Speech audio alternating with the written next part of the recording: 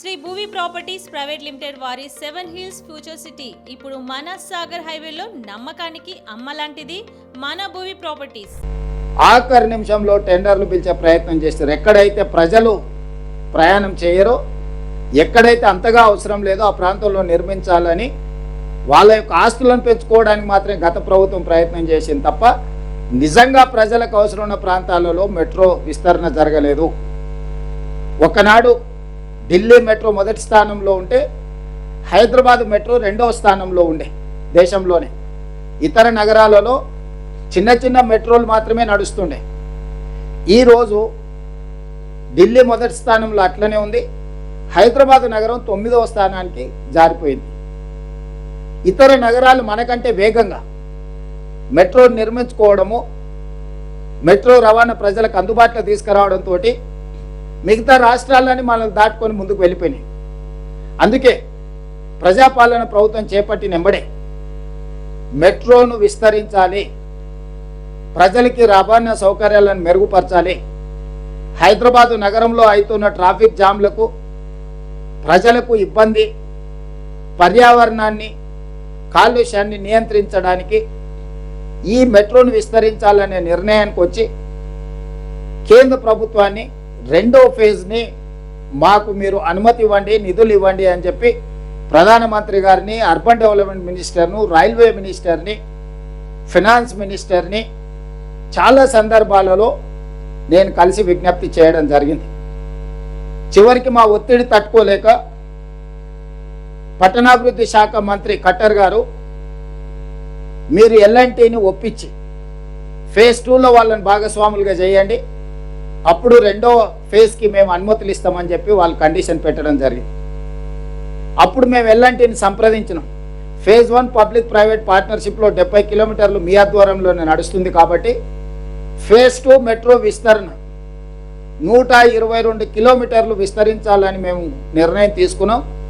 తద్వారా ఈరోజు 5 లక్షల మంది ప్రయాణికులు ఏదైతే ఇప్పుడు ఉన్న దాంట్లో ప్రయాణం చేస్తున్నారో అదనంగా ఇంకొక 6 లక్షల మంది ప్రయాణం చేయడం ద్వారా ఈ ప్రాజెక్టు ఫీజిబిలిటీ, వైబిలిటీ పెరుగుతుంది, నష్టాలలో ఉన్న మెట్రో లాభాలుగా మారుతుంది.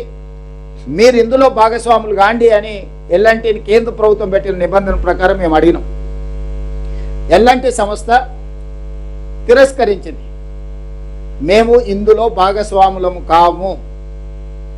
మేము 2009లో చేసిన ఒప్పందం ప్రకారం 15,000 కోట్ల రూపాయలతోని 2017 లోపల నిర్మాణం పూర్తి చేసి ఉంటే మేము లాభాలలో ఉండేవాళ్ళము. గత ప్రభుత్వం 3 సంవత్సరాలను పనులను స్తంభింపచేయడం వల్ల 7,000 కోట్ల రూపాయల నష్టం వచ్చి ఈరోజు మాకు ప్రయాణికుల నుంచి సంవత్సరానికి 1,100 కోట్ల రూపాయలు వసూలైతే 450 నుంచి 500 కోట్ల రూపాయలు ఈ మెట్రో నిర్వహణకు, జీతభత్యాలు, నిర్వహణ కోసమే ఖర్చు అవుతున్నాయి. మాకు ఇంకొక 500 కోట్ల రూపాయలు మిగులుతున్నాయి. కానీ మేము తెచ్చిన అప్పులకు 13,600 కోట్ల రూపాయలు మేము తెచ్చిన అప్పులకు సంవత్సరానికి మేము 900 కోట్ల రూపాయలు కట్టాల్సి వస్తుంది. దాంతో మాకు ప్రతి సంవత్సరం మా సంస్థకు 350 నుంచి 400 కోట్ల రూపాయలు ఇప్పుడు నష్టాలలో ఉన్నాము. మేము సొంతంగా పెట్టిన ఈక్విటీ కూడా 22,000 కోట్ల రూపాయలు అప్పులు, నగదు 7,000 కోట్ల రూపాయలు నిర్వహణలో మొత్తం 30,000 కోట్ల రూపాయల ఆస్తిని మేము సృష్టించినాం. ఈరోజు మాకు ప్రతి సంవత్సరం 400 కోట్ల రూపాయల నష్టం వస్తుంది మెట్రో నిర్వహణ. కాబట్టి మేము ఫేజ్ 2 మాకున్న చేదు అనుభవాల దృష్ట్యా ఫేజ్ 2లో మేము భాగస్వాములం కాము అని స్పష్టంగా చెప్పింది. ఇదే అంశాన్ని కేంద్ర ప్రభుత్వానికి చెప్తే కేంద్ర ప్రభుత్వం ఇంకొక మెలిక పెట్టింది.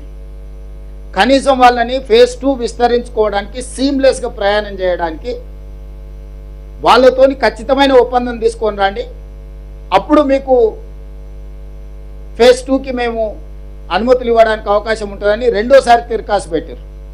మళ్ళీ ఎల్ఎన్టీని సంప్రదించినాం. మేము ఆ డెఫినెటివ్ అగ్రిమెంట్ కూడా మేము చెయ్యము.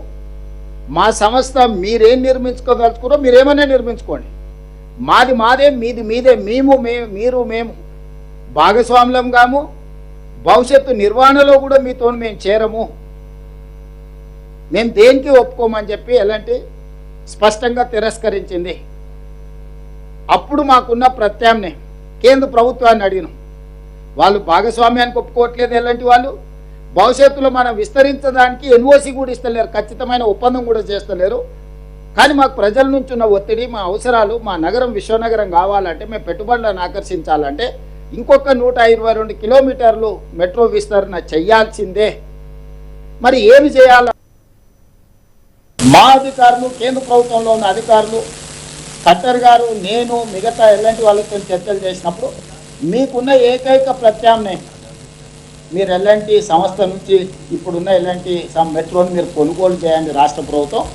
అప్పుడు మీరు యజమాని అవుతారు. కాబట్టి ఇప్పుడు మీరు ఫేజ్ 2 రాష్ట్ర ప్రభుత్వం కేంద్ర ప్రభుత్వం కలిసి నిర్మాణం చేయాలనుకుంటున్నారు. కాబట్టి ఫేజ్ 1కు మీరే యజమానులైతే ఫేజ్ 2కి కేంద్ర ప్రభుత్వం పెట్టిన అన్ని నిబంధనలకు యజమానులుగా మీరు సంతకం పెట్టవచ్చు. అప్పుడు ఫేజ్ 2 కూడా సులభంగా మీకు అనుమతులు వస్తాయి, నిధులు వస్తాయి. దాంతో దాదాపుగా 200 కిలోమీటర్ల మెట్రో హైదరాబాద్ నగరం ప్రజలకు అందుబాటులోకి వస్తుంది. అప్పుడు అంతర్జాతీయ ఎయిర్పోర్టు నుంచి అటు మేడ్చల్కు, ఇటు షామీర్పేట్కు, అటు హైటెక్ సిటీ నియోపోలిస్ వరకు, ఇటు చందానగర్ నుంచి దాటుకొని మీకు రామచంద్రాపురం వరకు కానీ, హయత్ నగర్ నుంచి మన ఎల్బీ నగర్ నుంచి హయత్ నగర్ కానీ, నాగోల్ నుంచి LB Nagar, OSC hospital, Chandrayangutta, Shamshabad international airport వరకు మెట్రో కానీ అన్ని రూట్లు ప్రజలకు అందుబాటులో వస్తుందని చెప్పి మేము స్పష్టంగా ఎల్ఎన్టీతో కూర్చొని కేంద్ర ప్రభుత్వాన్ని కూడా అడిగినాం. మరి మేము కొనుగోలు చేయాలనుకుంటున్నాము, ఎలాంటి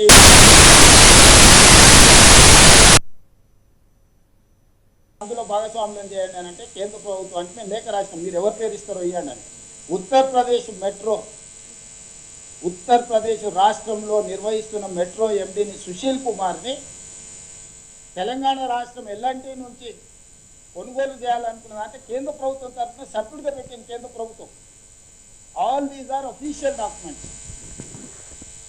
30,000 కోట్ల రూపాయల ఎల్ఎన్టీ ఆస్తిని 15,000 కోట్ల రూపాయలకి రాష్ట్ర ప్రభుత్వం కొనుగోలు చేసి చర్చలు చేసి నెగోషియేట్ చేసి ఆఫీసర్స్ కమిటీ వేసి ఆఫీసర్స్ కమిటీ పైన cabinet sub committee resource mobilisation Bhatti గారిని, ఉత్తమ్ గారిని, శ్రీధర్ బాబు గారిని, జూపల్లి కృష్ణారావు గారిని పెట్టి క్యాబినెట్ సబ్ కమిటీ పెట్టి అక్కడి నుంచి క్యాబినెట్కు తీసుకొచ్చి క్యాబినెట్ నుంచి అసెంబ్లీకి తీసుకొచ్చి 30,000 కోట్ల రూపాయలు నికరంగా పెట్టిన మెట్రోను రాష్ట్ర ప్రభుత్వం మెట్రో ఎల్ఎన్టీని ఒప్పించి 15,000 కోట్ల రూపాయలకి కొనుగోలు చేసింది. ఈరోజు మేము విస్తరించాలనుకుంటున్న మెట్రో హైదరాబాద్లో పర్ కిలోమీటర్ మీ రోజు కొత్తగా కట్టాలనుకుంటే కూడా 350 కోట్ల రూపాయలు అవుతుంది. అట్లా లెక్కేసుకున్న 70 కిలోమీటర్ల మెట్రో ఈరోజు ఉన్న పరంగా కూడా 25,000 కోట్ల రూపాయలు ఆస్తి. అన్ని రకాలుగా చెప్పి ఎల్ఎన్టీని ఒకటే పాయింట్ దగ్గర మేము ఒప్పించినాం. మీరు అనొచ్చు మరి ఎల్ఎన్టీ ఇంత పెద్ద సంస్థ మీకు తక్కువ చేతికి ఇచ్చింది, మీ దగ్గర ఏం మంత్రిదండం ఉన్న వాళ్ళని ఒప్పించడానికి. ప్రతి సంవత్సరం వాళ్ళకు నికరంగా 400 కోట్ల రూపాయలు నష్టం వస్తుంది.